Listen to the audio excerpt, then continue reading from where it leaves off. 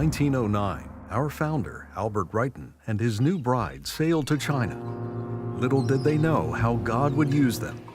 Now, over 100 years later, the work they started continues as the voice of China and Asia, touching the poor, the outcasts, and refugees of the Asian continent. The Wrighton family's mission call was the priority of their lives. In time, God blessed them with a daughter and son-in-law who joined them in China after their marriage. The newlyweds, Bob and Helen Hammond, quickly became an integral part of the ministry as they worked together in China until the Japanese invasion of Hong Kong in 1941. After an extended period of hiding from the Japanese, the families became prisoners of war in Hong Kong. Once released, they came home, but they were not defeated. Bob and Helen launched the Voice of China and Asia radio broadcast. Greetings, friends. This is Bob Hammond bringing you another broadcast of the Voice of China. And the Wrightons prepared for their return to China once the war ended. During the turbulent years after the war, Asia experienced many challenges, and the Voice of China and Asia was there, responding to the needs. Providence seemed to call the Wrightons and Hammonds to just about every significant event during that time.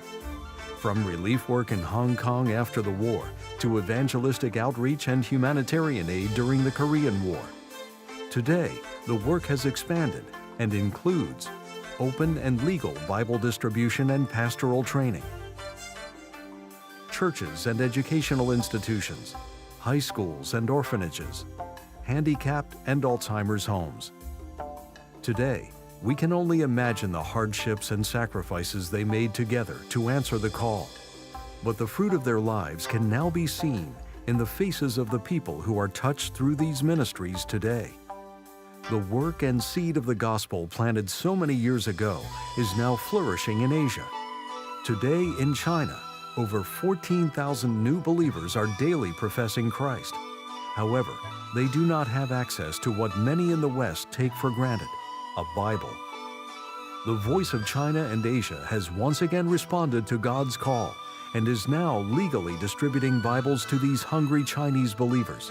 In large cities, Chinese Christians can find places to purchase Bibles, but poor rural believers do not have access to, nor can they afford their own Bible.